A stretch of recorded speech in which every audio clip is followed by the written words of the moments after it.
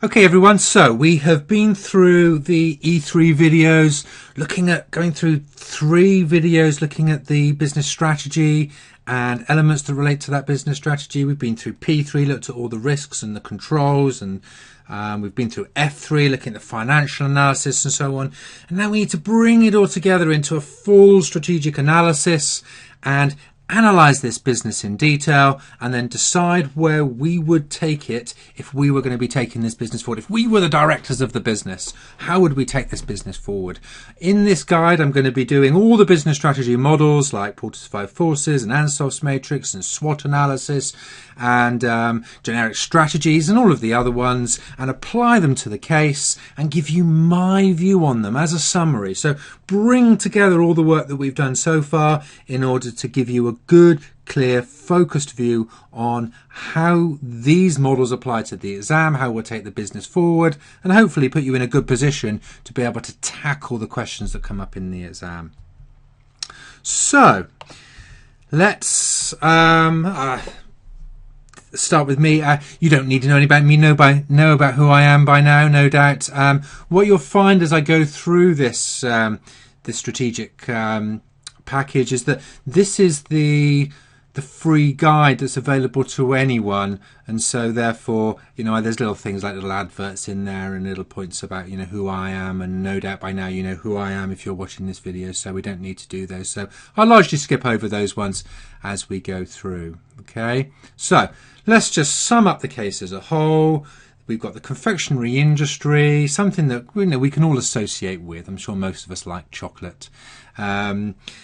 Very similar company to Thornton's. They are reducing the number of high street retail outlets, expanding online, expanding through more retail channels. They've got good franchise relationships, increasing relationships with supermarkets. They're growing that side of things, and there's good margins in that area.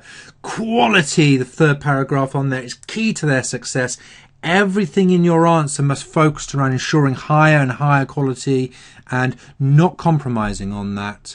They do face a challenging financial situation with debt needing to be refinanced. I can be very confident that's going to be a question in the F3 exam. So the models that we're going to be using is the rational model.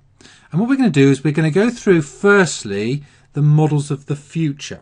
Now, one thing I'll say to you actually before, we've got these various different models that I'm going to just quickly remind you of, is that anyone with the full video package, I've done a guide to these models for you, a reminder of what 5 Forces is and PEST is and product life cycle is and stakeholder mapping is, Mendelow's matrix, and of Ansov's matrix and so on.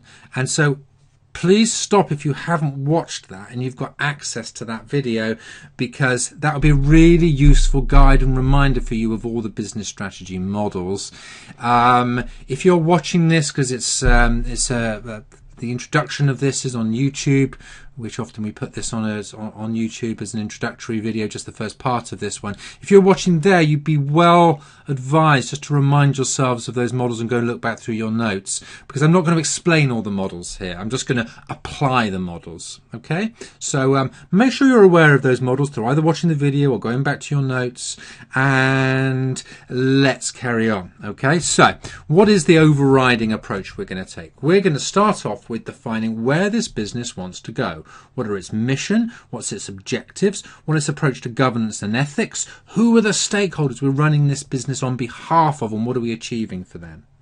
Then we're going to do our various models of where the business is now. Business environment such as PEST and 5 Forces. We're going to look internally, doing a SWOT analysis, looking at the product analysis with the product life cycle. BCG, not particularly relevant in this case because we don't have much product details. We won't do too much on that. So we know where the business is now. We know where we want it to be in the future. Now we have to define our strategy to move the business forward. Then we define what the generic strategy is and is going to be, remember cost leadership, differentiation and so on. We then look at the strategic options in products and markets in Ansov's matrix, and then the methods of growth to move the business forward. Then we'll make our final decision, and I'll give you my view of how I would take this business forward at the end. So the first stage then is looking forward to the future, the mission, the objectives, the governance, So let's go to the mission then. You'll see it halfway down the page there. The mission of this business is to delight customers by providing luxurious products which strengthen the brand. Quality of products, luxuriousness of the product, linking through to an excellent brand is critical to this business. Everything you're writing in the exam must focus back on that, particularly the E3 exam. You need to be taking options that may be provided to you in the unseen that will link through to achieving that mission. You need to be suggesting ideas that will delight customers more or produce better products that will strengthen the brand better. So ultimately, you can use this to justify your decision making and help you in the exam to ensure that you are taking decisions that focus towards that.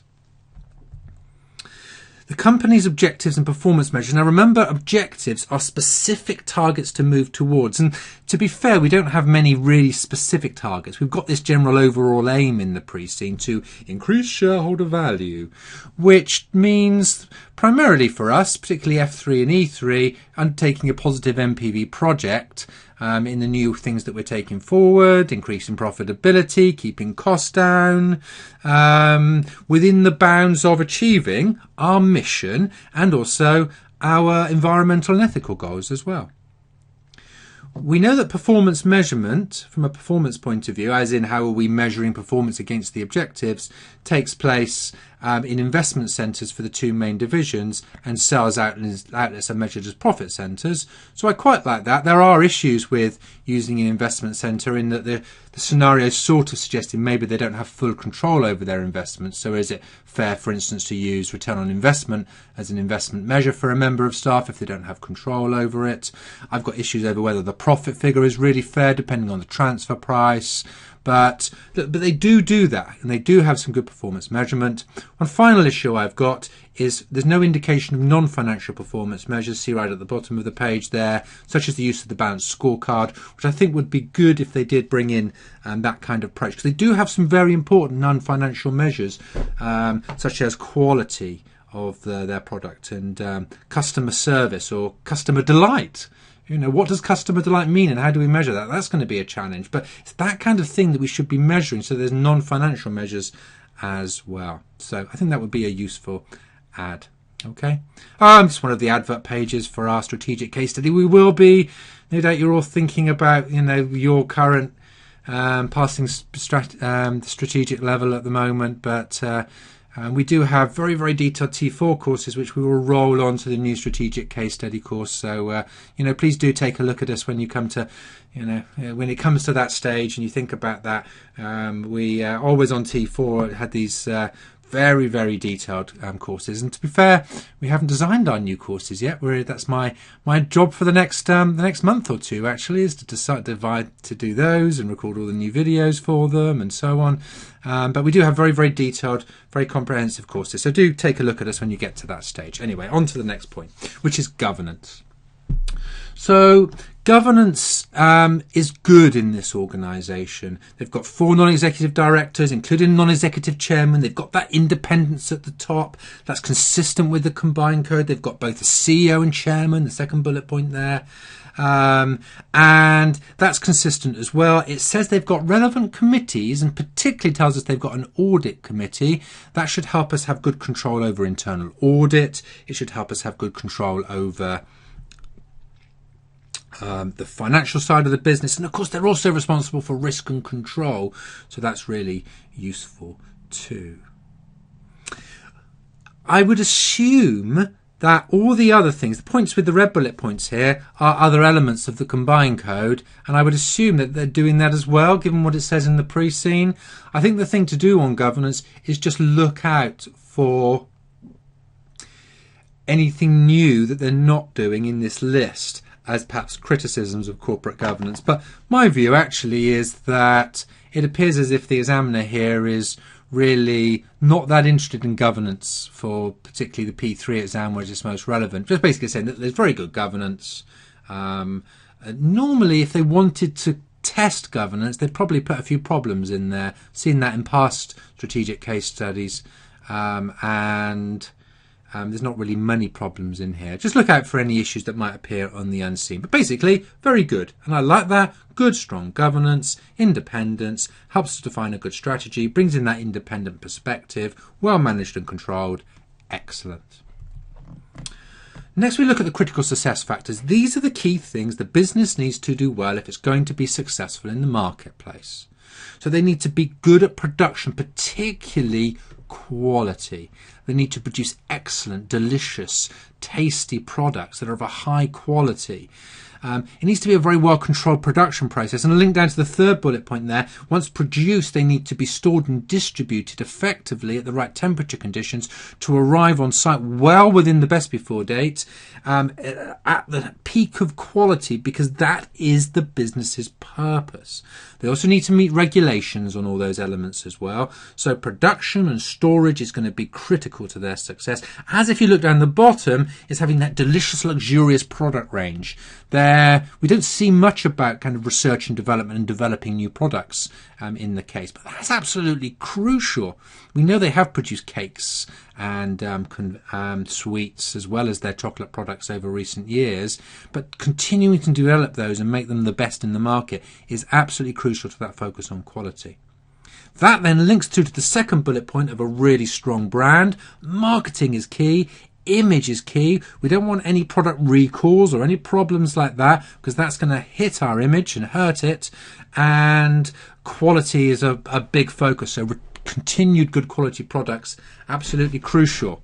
With that in mind then, I'm slightly concerned there's no real focus, no real marketing department that seems to be well focused on marketing. So I do have issues there. Finally, my fourth bullet point on there is network management. Remember, the network they talk about in the pre-scene are the stores, the franchises, online and retail sales. If I just took, for instance, managing stores, they've got hundreds of stores. I think it was 200 if I remember. Those have all got managers, and they've all got to be controlled and managed, and leases paid and maintenance paid on those stores, and the brand has got to look right in those stores, and that needs management and control. That's probably the biggest thing to manage under network management. In fact, originally I had that as managing stores, and I thought, well, we can't really ignore managing franchises or online or even the retailers, so I added all the others in. But yeah, we need to manage each of those networks, and probably, well, in fact, we know they do have divisions for the first of the three of those elements, and it's important that those are managed and well controlled, and there's a manager in charge who's held accountable for managing those and doing all those things well. So for me, those are the factors most critical to success. Again, let me go back to your exam. In your exam, you will be analysing strategic options and analysing ways forward. And again, the critical success factors can link into your justification for these. If there's some new proposal that's going to enhance the brand, perhaps like having a marketing department, or is going to improve the storage or distribution network, or improve the quality of the products, make them even more luxurious and delicious. Those are the kind of things that you want to be saying, yes, I think that's a good idea, it's worth the investment in that. Okay, and if there's some suggestion that isn't on there and it's not going to support those things, then, well, is that such a good idea? Okay. Ethics then, we've got a big section at the end on ethics, and basically they are very good at ethics. Their two goals are in the first two bullet points: to do as little damage to the environment as possible and to operate in a fair manner with regards to all its stakeholders. And therefore we've got CSR and we've got the environment. Specifically, they support fair trade on the cocoa production. They ensure their suppliers have got high ethical environmental standards. They disclose the contents to customers, and they disclose health-related comments on the packaging, environmentally friendly lighting, health and safety audits, good benefits packages for staff. They think about all of their stakeholders. They look after all those stakeholders. Now, again, that's going to be key in the exam for you. Why? Because firstly, you might see an ethics question or a CSR question. And by and large, you will be answering, yes, this is very important to this business. We will follow the ethically right thing to do. Evaluate the ethics and then say we will do the right thing. But secondly, when you're just evaluating general strategic options or general questions, you can always bring it back to, is that ethical? Is it environmentally friendly? Or just bring it up as another issue to consider. Let's say they were considering building a new factory.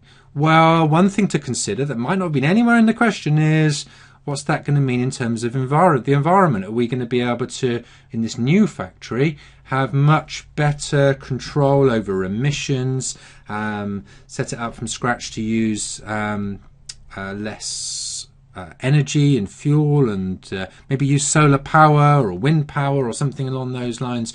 You can build that into your answer because we know this is critical to them. We also know it's very commonly examined, and it's examinable in either F3, E3 or P3. Bound to be in one of those three question ones. Absolutely bound to. Okay. The stakeholder analysis then. So remember Mendelow's matrix. What we do in Mendelow's matrix is we analyse our stakeholders to look at firstly their level of interest. Is it high or low? And it's their interest in the business there.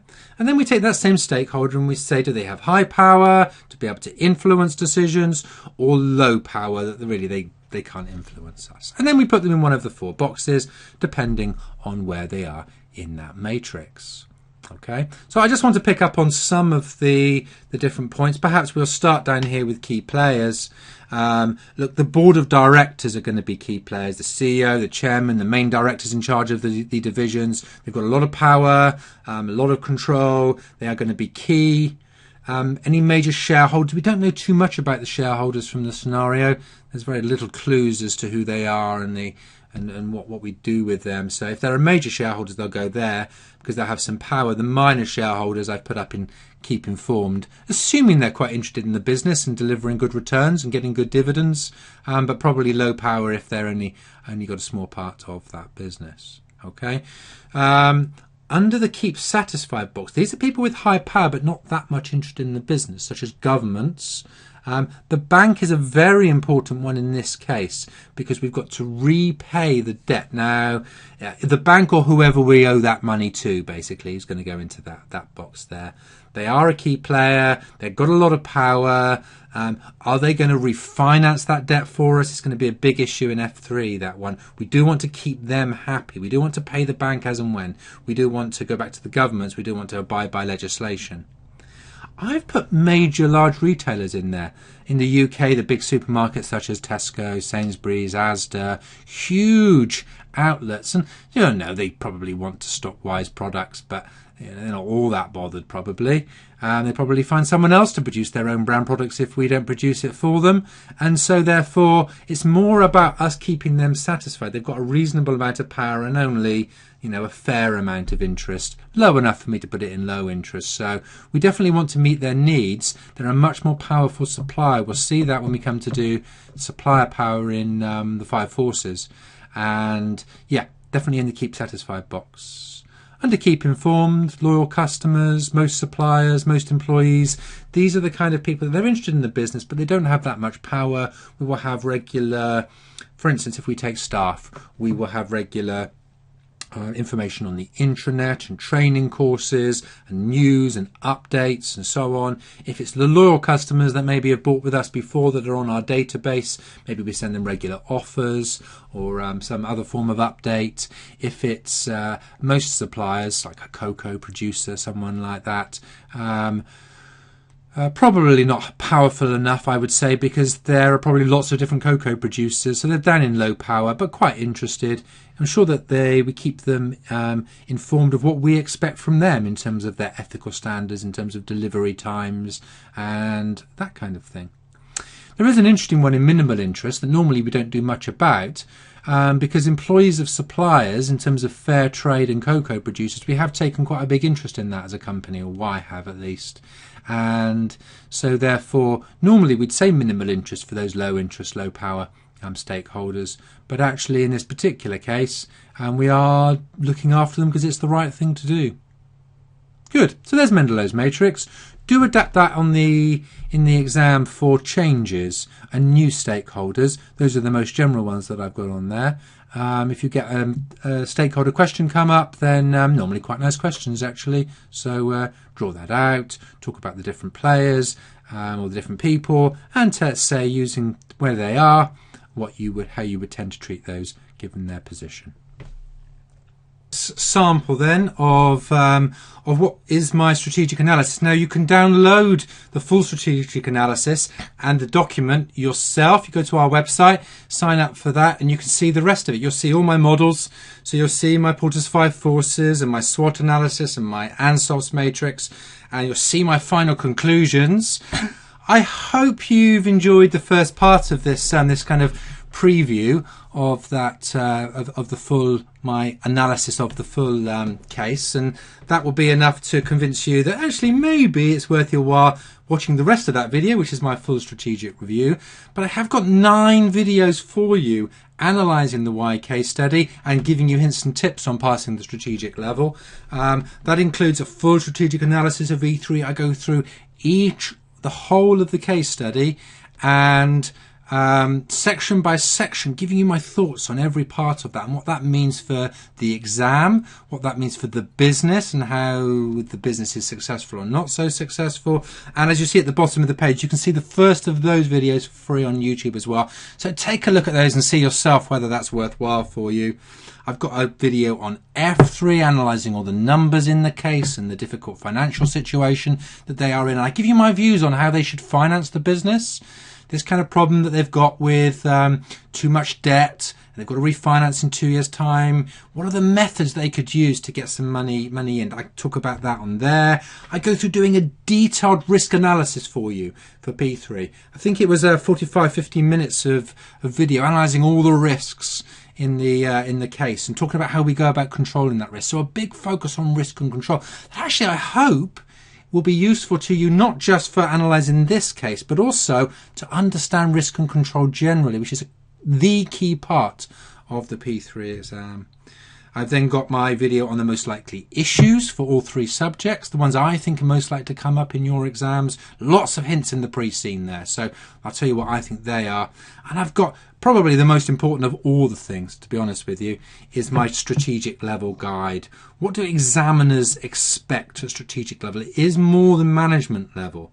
Why do people typically fail? And then most crucially, my exam technique guide, which is the way I help people overcome the kind of problems in their exam technique and their approach. So I've got a detailed video on that to show you how to go about approaching the exams, how to write your answers out, how to deal with the types of strategic level questions, how to deal with the case study that comes up on the day of the exam, and generally how to prepare. There's a section on how to prepare for the strategic level. And also, addition, which isn't on there, one of the videos is a guide to E3 and all the models of E3. So that guide is also good revision for you, but good before you then watch the specific one focused applying those models to why confectionery. So I hope you'll think that's useful. Visit Astranti.com for full details and to see what's on there on the videos. But I hope you found this particular one useful as well, even if it was just introducing the strategic analysis for you. That will get you then started on then maybe looking at the strategic analysis you can download on our website as well. Good.